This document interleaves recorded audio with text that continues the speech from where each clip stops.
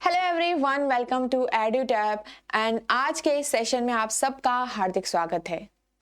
आज का ये सेशन थोड़ा सा डिफरेंट रहने वाला, थोड़ा सा स्पेशल रहने वाला है। इस सेशन में हम डिस्कस करेंगे कि क्या इंपॉर्टेंट टॉपिक्स होते हैं जो आपको पढ़ने चाहिए, जिनको आप सिर्फ अगर उन टॉपिक को भी पढ़ लेंगे तो आप रीजनिंग में अच्छे से अच्छे मार्क्स वहां पे ग्रैब कर सकते हैं, राइट। जैसा कि आप सबको पता है, आपका जो एग्जाम होता है वो कितने मार्क्स का होता है? 200 मार्क्स का आपका एग्जाम होता है, जिसमें हर एक क्वेश्चन 2.5 मार्क्स का है। अब हमको पासिंग मार्क्स, अब जब आपको पता है यूपीएससी सीसेट का जो आपका जो पेपर होता है वो हमारा क्या है? क्वालिफाइंग है, सिर्फ क्या है? क्वालिफाई है। तो हमें सिर्फ पासिंग मार्क्स और कट ऑफ हमको सिर्फ क्लियर करनी होती है, जिससे कि हम उसमें एग्जाम को क्वालिफाई कर लेते हैं। 33% हमारे जो होते हैं यहाँ पे क्वालिफाइंग मार्क्स होते हैं, राइट। सपोज आपको 33% चाहिए ही चाहिए इसमें, राइट। आप कहोगे कि 200 मार्क्स में 33 लाना क्या इसमें बहुत बड़ी बात है? मतलब 66 प्लस क्या कोई इसमें से 200 मार्क्स में से क्या 66 प्लस आप मार्क्स नहीं लेके आ सकते? बहुत इजी है। बट ये भी कई स्टूडेंट्स का रह जाता है। धीरे धीरे जो आपका पेपर का जो आपका लेवल है, पैटर्न है, वो थोड़ा बहुत धीरे धीरे क्या हो रहा है? इंक्रीज होता जा रहा है लेवल, राइट। आपका जो पेपर है वो अनप्रेडिक्टेबल आ रहा है, टॉपिक्स ऐसे आ रहे हैं, डिफिकल्ट हो रहा है धीरे धीरे, राइट। यहाँ पे हमको एक प्रॉपर स्ट्रेटेजी चाहिए होती है। आपको इंपॉर्टेंट टॉपिक्स, एक ऐसे टॉपिक्स पढ़ने होते हैं जिसपे आपकी कमांड 100% हो एग्जाम में, राइट। अब जैसे कि देखा गया है, रीजनिंग के जो टॉपिक्स हैं वो धीरे धीरे कम हो रहे हैं, पर आप ये भी देखिए रीजनिंग के जो टॉपिक्स हैं वो बिल्कुल कॉन्सेप्चुअल आते हैं, बिल्कुल बेसिक लेवल के आते हैं, ज्यादा मतलब बहुत डिफिकल्ट लेवल के नहीं आते कि आप अटेम्प्ट नहीं कर पाए। तो आज हम यही डिस्कस करने वाले हैं कि कौन से इंपॉर्टेंट टॉपिक हैं और कैसे आप रीजनिंग में जितने भी आपके पास क्वेश्चन आपको मिले हैं वो अच्छे से आप अटेम्प्ट कर सकते हैं और वहां से आप कितने मैक्सिमम मार्क ग्रैब कर सकते हैं, राइट। मार्क्स तो कहीं से भी आए आपके, तो आपको सिर्फ पासिंग मार्क्स करना है, राइट। आपको 66 प्लस करना है, कट ऑफ क्लियर करनी है, तो मार्क्स तो कहीं से भी आए। आई एम श्योर कि आफ्टर अप्लाइंग दीज स्ट्रेटेजीज और आप ये इंपॉर्टेंट टॉपिक पढ़ने के बाद आपका क्या होगा, जो आप जितने भी क्वेश्चन रीजनिंग के आते हैं, चाहे वो 8 हो, 9 हो, 10 हो, 11 हो, 13 हो, 14 हो, कितने भी क्वेश्चन अगर रीजनिंग से आते हैं तो आराम से आप अटेम्प्ट करेंगे after reading those concepts of chapters, ठीक है। चलिए, ये आपका रीजनिंग का सिलेबस है, ठीक है। इसमें कुछ टॉपिक्स हम देख लेते हैं, क्या क्या टॉपिक्स आपके रीजनिंग के सिलेबस में आते हैं। First will be alphabetic and number series. आपके कुछ सीरीज के क्वेश्चन आते हैं जिसमें अल्फाबेटिकल सीरीज भी होती है, नंबर सीरीज भी होती है, राइट। अल्फाबेटिकल सीरीज जहां पे आपके अल्फाबेट्स में एक सीरीज में प्रोवाइड होंगे, राइट। आपके क्वेश्चंस इससे डिपेंड होंगे। और नंबर सीरीज जैसे नंबर्स में आपके जो सीरीज है वो नंबर्स में होगी, राइट। फिर आता है आपका ब्लड रिलेशन। ब्लड रिलेशन हमको यहाँ पे क्या है? फैमिली ट्री बनाना आना चाहिए, फैमिली मेंबर्स के बीच में हमारे पास रिलेशन कैसे दिखाना है वो आना चाहिए। फिर आता है आपका direction and distance. Direction and distance, यहाँ पे डायरेक्शन का पता होना चाहिए, डिस्टेंस का पता होना चाहिए। बहुत इजी टॉपिक है, बहुत ज्यादा डिफिकल्ट नहीं है, बेसिक टॉपिक है, राइट। सिंपल टॉपिक है, आराम से हम यहाँ पे इसको सॉल्व कर सकते हैं क्वेश्चन इससे भी, तो कोई दिक्कत की बात नहीं है। कोडिंग एंड डिकोडिंग, जब आपको अल्फाबेट सीरीज आप पढ़ते तो वहां पे आप अल्फाबेटिकल सीरीज जो हमारी इंग्लिश अल्फाबेटिकल सीरीज होती है उसके बारे में हम पढ़ते हैं, वो सीरीज आपकी कोडिंग डिकोडिंग में भी काम आएगी। ऐसा नहीं कि एक ही जगह आएगी, वो कोडिंग डिकोडिंग में भी आपके काम आएगी। आपने कुछ क्वेश्चंस की प्रैक्टिस कर ली इस कोडिंग डिकोडिंग के चैप्टर में, तो आराम से आप इसमें भी कमांड ले सकते हो। Next calendar. कैलेंडर का चैप्टर, इसमें बेसिक कॉन्सेप्ट्स जानना बहुत ज्यादा जरूरी है कि जो क्वेश्चंस आप देखोगे पूछे गए हैं एग्जाम में बहुत ज्यादा कॉन्सेप्चुअल होते हैं, मतलब डिफिकल्ट नहीं होंगे, बट आपको पता है कि कैलेंडर में मेरे पास ऐसा आता है, मेरे ये कॉन्सेप्ट्स हैं, तो तब जाके वहां पे आप आराम से, कोई दिक्कत नहीं आएगी, आप क्वेश्चन सॉल्व कर सकते हो, राइट। बट कॉन्सेप्ट आप हर टॉपिक का ध्यान रखें कि पढ़ना ही पढ़ना है। क्लॉक चैप्टर सेम, आपको कॉन्सेप्ट्स पे बहुत कमांड होनी चाहिए, जिससे कि क्वेश्चन मेरा अगर थोड़ा बहुत कंफ्यूजिंग भी हो, थोड़ा बहुत लैंग्वेज चेंज करके भी आ रहा हो, तब भी मैं कर पाऊं। रैंकिंग का चैप्टर, ठीक है। अब धीरे धीरे क्या हो रहा है, रैंकिंग का चैप्टर जो है वो इंपॉर्टेंट बनता जा रहा है, इससे क्वेश्चंस अच्छे खासे पूछे जाने लग गए हैं, एक क्वेश्चन, 2 क्वेश्चन, 3 क्वेश्चन। वैसे ही कैलेंडर का जैसे कॉन्सेप्चुअल बेस्ड है, तो रैंकिंग का भी एक कॉन्सेप्चुअल बेस्ड चैप्टर है जिसमें 2 पार्ट्स के क्वेश्चन आते हैं। एक तो कंपैरिजन बेस्ड पजल में आ गया, और एक आपका होगा जो ओल्ड पैटर्न क्वेश्चन होते हैं जिसमें हमको रैंक बतानी होती है किसी पर्सन की, राइट। एक तो कंपैरिजन बेस्ड क्वेश्चन इसमें से आ जाते हैं, राइट। और एक आपका आता है जिसमें हमको पर्सन्स की रैंक बतानी होती है। अब वो डिपेंड करेगा क्वेश्चन आपको कैसे मिल रहा है, राइट। तो इसमें भी कुछ आपके 4 to 5 सब टॉपिक्स होते हैं, सब टाइप्स होते हैं जो हम आराम से इसमें कवर करेंगे। तो रैंकिंग का चैप्टर हमारा इजीली कवर हो जाएगा। बहुत ज्यादा डिफिकल्ट आई ऑलरेडी सेड कि कोई भी चीज बहुत डिफिकल्ट नहीं है, बहुत ज्यादा आपको पढ़ने की जरूरत नहीं है। अगर आप 1 आवर भी देते हैं हर एक चैप्टर को तो इजीली आप कवर कर सकते हैं, राइट। सिलॉजिज्म, अब सिलॉजिज्म भी एक ऐसा चैप्टर है, अगर आपने कॉन्सेप्ट अच्छे से नहीं पढ़े, नॉर्मल भाषा में सीखना है अच्छे से, कॉन्सेप्ट्स पढ़ो, कॉन्सेप्ट्स पे ध्यान दो, क्योंकि एग्जाम में जो क्वेश्चंस आते हैं अगेन आपके कैसे आते हैं, कॉन्सेप्ट बेस पे ही आएंगे। मतलब जितना आपने बेसिक पढ़ा है वही आएगा। ऐसे नहीं कि बिल्कुल बैंकिंग की तरह आपके हाई लेवल क्वेश्चन पूछ लिए गए, ऐसा कुछ नहीं है। नॉर्मल क्वेश्चन आएंगे, आप नॉर्मल क्वेश्चंस की ही प्रैक्टिस करो। और ये ध्यान दो कि जब आप सिलॉजिज्म के क्वेश्चंस कर रहे हो तो उसमें आपके जो आपने जितना पढ़ा है ना चैप्टर में, ABCD जितनी भी पढ़ी है वो आपके बार बार रिवाइज हो। अगर आप रिवाइज कर पा रहे हैं ना, अपने कॉन्सेप्ट्स को बार बार लर्न कर पा रहे हैं, अब आपने देखा कि हाँ भाई ये तो मैंने पहले भी पढ़ा था, हाँ भाई ये क्वेश्चन तो मैंने इस पहले भी ऐसा ही कुछ किया था, सेम कॉन्सेप्ट से ये क्वेश्चन मिल रहा है, सेम कॉन्सेप्ट से वो वाला क्वेश्चन मिल रहा है, तो तब आपका इजिली कमांड हो सकता है सिलॉजिज्म के क्वेश्चंस में भी, क्योंकि क्वेश्चंस बिल्कुल बेसिक ही आने वाले हैं। नेक्स्ट है क्यूब एंड क्यूबॉइड का चैप्टर। अगेन आपको इसमें सारे फॉर्मूलाज होने चाहिए पता, जिसमें हमारे जो रूल्स हैं, फॉर्मूलाज हैं वो पता होंगे तो हम क्वेश्चन को विद इन सेकेंड सॉल्व कर सकते हैं। बहुत ही आपके ऐसा नहीं है कि कोई भी टॉपिक ऐसा नहीं है जिसके क्वेश्चन जो हैं वो आपसे 1 मिनट से ज्यादा का टाइम लेने वाले हैं, ठीक है।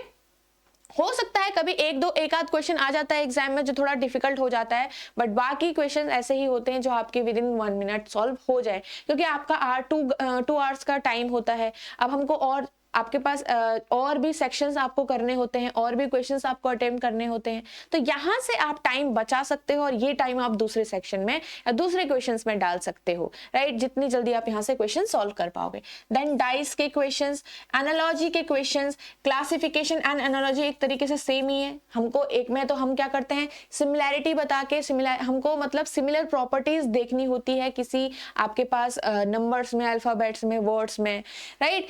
क्लासिफिकेशन बेस्ड आपके पास क्वेश्चन अगर आते हैं तो सेम, अगर आपको एनालॉजी का चैप्टर आता है तो आपको क्लासिफिकेशन में दिक्कत नहीं आएगी। Next arrangement plus puzzles. अब ये जो चैप्टर है, अब ऐसा नहीं है कि ये बहुत डिफिकल्ट चैप्टर है, राइट। इसके जैसे नेम है अरेंजमेंट एंड पजल में जो चैप्टर, कई लोग बोलते हैं कि ये बहुत डिफिकल्ट है, बट आपके सिलेबस में जो क्वेश्चंस आने वाले हैं इससे वो बहुत ज्यादा डिफिकल्ट नहीं आते हैं। बेसिक क्वेश्चन आते हैं, मतलब सिंपल क्वेश्चन आते हैं। अभी अरेंजमेंट एंड पजल का ऐसा कुछ है नहीं कि इसमें बहुत सारे कॉन्सेप्ट हैं, कुछ रूल्स हैं हमको फॉलो करने, ऐसा कुछ नहीं है। आपको बस क्वेश्चंस की प्रैक्टिस करनी है। मेन यहाँ पे से ये है कि इस चैप्टर के लिए आपका काम है प्रैक्टिस का, ठीक है। क्वेश्चन पकड़ो, इजी क्वेश्चन पकड़ो, सीखो कि अरेंजमेंट कैसे बनानी है, पजल कैसे सॉल्व करनी है। बस अगर आपने कुछ क्वेश्चन प्रैक्टिस कर लिए तो आपको वहां पे आ जाता है कि भाई ये पजल ऐसे सॉल्व होती है, ये अरेंजमेंट ऐसे सॉल्व होती है। बस इससे ज्यादा कुछ नहीं है, कोई बहुत ज्यादा रूल्स नहीं है, फॉर्मूला नहीं है, कॉन्सेप्ट्स नहीं है, आपको बस प्रैक्टिस करनी है इस वाले चैप्टर में। अब बहुत डिफिकल्ट क्वेश्चन की भी प्रैक्टिस नहीं करनी है, ठीक है। हीरो नहीं बनना है हमको अपने सिलेबस का, हमें बस यहाँ से अच्छे से मार्क्स ग्रैब करने, पॉजिटिव मार्क्स लाने हैं, जिससे हम यहाँ जितनी जल्दी क्वेश्चन सॉल्व कर पाए वो टाइम हम दूसरी चीजों में दे पाएंगे, ठीक है ना। आगे देखिए क्रिटिकल रीजनिंग। अब क्रिटिकल रीजनिंग से भी आपके कुछ सिलेक्टिव टाइप क्वेश्चन एग्जाम में आते हैं, तो आप सिर्फ उन्हीं टॉपिक पे अगर ध्यान देंगे तो आपका काम आराम से चल सकता है, क्योंकि अगेन हमें पासिंग मार्क्स करना है। सो यहाँ से सबसे पहले आप कर सकते हो statement and conclusion based. Conclusion based question कर सकते हो, क्योंकि देखो अगर आपने रीजनिंग के सॉरी इंग्लिश के आप कॉम्प्रहेंशन जो पढ़ते हो, आपके रीडिंग कॉम्प्रहेंशन जो होते हैं, आपके क्वेश्चंस कुछ इस टाइप से ही आते हैं, राइट। सो अगर आप उन कॉम्प्रहेंशंस में अच्छे हो, सो यहाँ से आपका स्टेटमेंट एंड कंक्लूजन ये वाला पार्ट है, ये भी थोड़ा बहुत अच्छे से कवर हो जाता है। और यहाँ से क्योंकि आपको स्टेटमेंट को समझना होता है, कंक्लूजन्स को समझना होता है, समझ के आपको आंसर करना होता है, तो अगर रीडिंग कॉम्प्रहेंशन में आप अच्छे हो तो ये पार्ट में भी आप अच्छे हो सकते हो, ऐसा कोई दिक्कत की बात नहीं है। बट अगर आपको लगता है कि इस पार्ट से, देखो क्रिटिकल रीजनिंग से हमारे जो एक्यूरेसी होती है ना, वो हर स्टूडेंट्स की एक्यूरेसी नहीं बन पाती है वहां पे, तो नहीं बन रही है तो छोड़ दो, जरूरी नहीं है कि पकड़ के रखना है उस टॉपिक को, ठीक है। फिर आता है कि स्टेटमेंट एंड अजम्पशन का भी आप इसमें टॉपिक एक पढ़ सकते हो अगर आपको पढ़ना है, ठीक है, कवर करना है। और एक आर्ग्यूमेंट्स का टॉपिक है। आर्ग्यूमेंट्स से पहले एक और टॉपिक होता है हमारा कोर्स ऑफ एक्शन का, statement and course of action, ठीक है, और आर्ग्यूमेंट। तो इन कुछ टॉपिक्स को आप प्रिपेयर कर सकते हो इस पर्टिकुलर चैप्टर के अंदर, ठीक है। सो इससे भी आपका आराम से काम चल जाएगा। एक्यूरेसी आ रही है तो आराम से सॉल्व करिए। काउंटिंग फिगर, अब काउंटिंग फिगर जिसमें हम क्या करते हैं, काउंटिंग करते हैं, फिगर्स हमको दिए गए होंगे, हमें क्या करने होंगे, वहां पे बताना होगा कि इसके अंदर कितने फिगर्स होंगे, जैसे ट्रायंगल कितने हो गए, स्क्वायर्स कितने हैं उसमें प्रेजेंट। क्या आता है, पैटर्न कंप्लीशन एंड कंपैरिजन। ये थोड़ा अगर आपको एनालॉजी वाला चैप्टर आता है, इसमें हमें क्या करना होता है, एक के बीच में कंपेयर करना होता है, देखना पड़ता है कि क्या सिमिलैरिटी दिख रही है और जो मेरा मिसिंग फिगर है वो कैसा बनना चाहिए, राइट। सो अगर आपको एनालॉजी वाले क्वेश्चंस पता है कि सिमिलैरिटी कैसे देखनी है, तो वहां पे हम पैटर्न कंप्लीशन भी सीख सकते हैं, राइट। तो ये जो टॉपिक है वो उतना इंपॉर्टेंट नहीं है आपके सिलेबस से, क्योंकि इसमें से क्वेश्चन अब नहीं पूछे जाते हैं, बट स्टिल टॉपिक आपका सिलेबस का पार्ट है ये। नाउ कुछ इंपॉर्टेंट टॉपिक जो हमारा मेन पार्ट है आज का, इंपॉर्टेंट टॉपिक्स हम देख लेते हैं, राइट। इंपॉर्टेंट टॉपिक्स देखते हैं। So first is ranking. Ranking का चैप्टर देखिए आपका सबसे ज्यादा इंपॉर्टेंट टॉपिक है। अब देखो जैसे इनके जो आपको सीक्वेंस गिवन है ना, आप इसी सीक्वेंस में इन टॉपिक्स को प्रिपेयर करें, इसी सीक्वेंस में प्रिपेयर करेंगे तो आराम से आपका सिलेबस भी कवर हो रहा है और जो मोस्ट इंपॉर्टेंट टॉपिक्स हैं वो तो आपके कवर हो रहे हैं, इससे आपके काफी क्वेश्चंस भी आते हैं, ठीक है। जैसे रैंकिंग का चैप्टर है, रैंकिंग को अच्छे से पढ़ लो, पूरे चैप्टर को अच्छे से कमांड कर लो पूरे चैप्टर में। नेक्स्ट कैलेंडर आपका सेकंड इंपॉर्टेंट टॉपिक्स है, कॉन्सेप्चुअल है, सारा आना चाहिए। क्लॉक अगेन आपका कॉन्सेप्चुअल टॉपिक है, ये भी आपको पता होना चाहिए, ठीक है। कॉन्सेप्ट यहां से बिल्कुल छोटी छोटी चीजों से क्वेश्चन आते हैं। अब आ गया आपका alphabetical series, direction and distance, blood relation, continuous letter series. अब एक कॉन्टिन्यूअस लेटर सीरीज नया टॉपिक कहां से आ गया, देखो ये ना इसी का पार्ट है, ये हमने अलग से लिख लिया है, बट क्योंकि आपका अल्फाबेटिकल सीरीज में थोड़ा टॉपिक्स अलग होते हैं, तो टाइप्स जो क्वेश्चंस आते हैं वो थोड़ा अलग हो गए। और कॉन्टिन्यूअस लेटर सीरीज जो होती है, जहां पे जैसे आपके इस टाइप से होता है, ये आपको पूरा करना है, ऐसे कुछ आपको प्रेजेंट हो गया और ऐसा कुछ आपको ये फिलिंग द ब्लैंक्स में भरना है कि कौन सा लेटर यहाँ पे आएगा, तो ये हो गया कॉन्टिन्यूअस लेटर सीरीज, ठीक है। फिर आगे आपका सिलोजिज्म, अगेन इंपॉर्टेंट चैप्टर है। Coding, decoding and arrangement and puzzle, ये सारा जब आप कर लोगे, 9 चैप्टर्स कवर करोगे, तब आप अरेंजमेंट एंड पजल को स्टार्ट करिए, ठीक है। अब इन सब के बाद आपके पास, क्योंकि कुछ ना कुछ आपके पास आपके कॉन्सेप्ट्स बन जाएंगे, आपको लॉजिक्स पता चल जाएंगे, तो आपको अरेंजमेंट एंड पजल में दिक्कत नहीं आएगी। अब यहाँ पे से एक और टॉपिक आता है जो ये हमने 10 के अलावा नया नहीं है, बट हम फिर भी इसमें यहाँ पे देखेंगे कि डेटा सफिशिएंसी। आजकल काफी क्वेश्चन आपको यहाँ से देखने को मिल जाते हैं। अब देखो डेटा सफिशिएंसी एक कोई डिफरेंट अलग से टॉपिक नहीं है, एक नया चैप्टर नहीं है, ये हर एक टॉपिक का एक पार्ट आता है, एक क्वेश्चंस आपके इसमें भी आते हैं। मतलब जैसे ब्लड रिलेशन से क्वेश्चन आ जाएंगे तो डेटा सफिशिएंसी में के रूप में आ जाएंगे, मतलब आपको जो क्वेश्चन था वो डेटा सफिशिएंसी में बदल गया।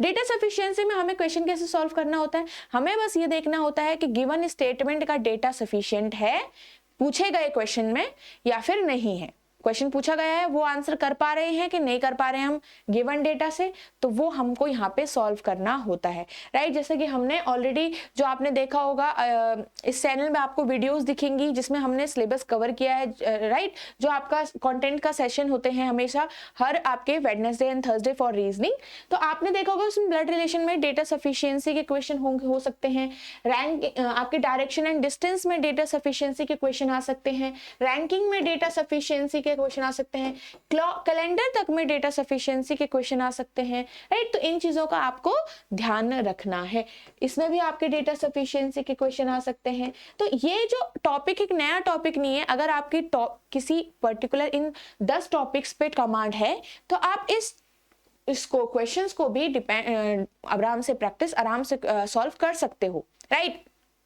सो ये इंपॉर्टेंट टॉपिक्स हमने कैसे कह दिया कि ये इंपॉर्टेंट टॉपिक्स हैं, देख लेते हैं कि ये जो आपका प्रीवियस ईयर ट्रेंड है 6 इयर्स का, तो आप देखोगे जो रैंकिंग का चैप्टर है आप देखोगे यहाँ पे रेगुलर आया है, कॉन्टिन्यूसली 6 इयर्स तक आया है, और कभी आपके 2 क्वेश्चन 3 क्वेश्चन और 5 क्वेश्चन भी आपको यहाँ से देखने को मिल रहे हैं, राइट। और बिल्कुल पैराग्राफ में है, मतलब एक पैराग्राफ से आपके 3 क्वेश्चन और एक पैराग्राफ से 2 क्वेश्चन। कितना आपके पास अच्छा मौका है कि अगर हमारे पास इजिली हमने एक पैरा सॉल्व कर दिया तो 3 क्वेश्चन सॉल्व हो जाएंगे, राइट।